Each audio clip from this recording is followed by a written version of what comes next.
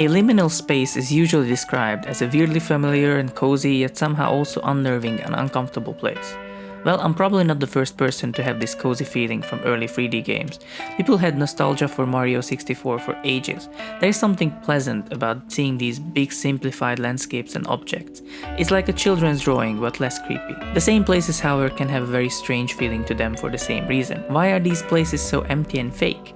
There's just something off about them. Well, there is a game I have the exact same feeling with. It's called Odyssey By Car and it's from 2001, made by a guy called Oliver Hamann.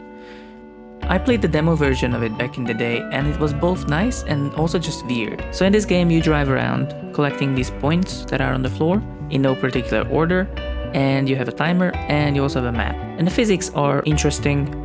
The car definitely feels like it's trying to feel realistic. It is very easy to spin out. You really have to keep the car in control, which makes it challenging.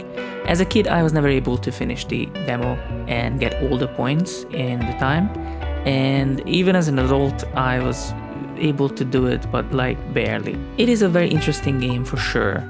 And I don't know, I always just felt weird playing this. This game never got an official release, by the way. It just got distributed and sold on his own website, I believe, and later on Android under the name 3D Turbo Car Driving Odyssey. It's described as a physically accurate driving simulator, but it also has later levels set in space and shit.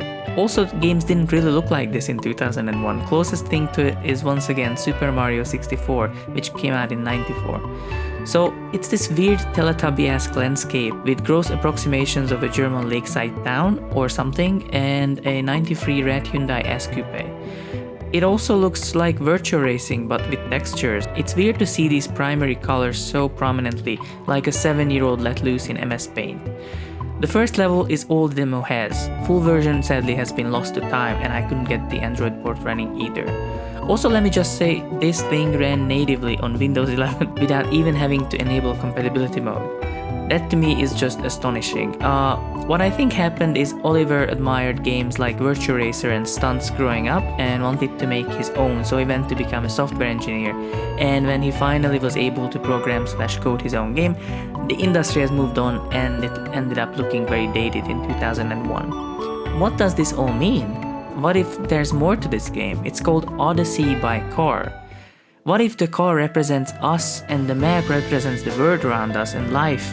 The points represent money and our meaningless pursuit of it in hopes of happiness, and the timer represents the inevitable marching of time and our mortality. And so it's up to the player to risk it all and make a run for it, for all the points and fame and glory, just for the end screen, just so they can say they've done it. Or if they want to take their time, appreciate their surroundings, smell the roses, and only get as many points as they happen to run into. It truly is an odyssey. An Odyssey by Car.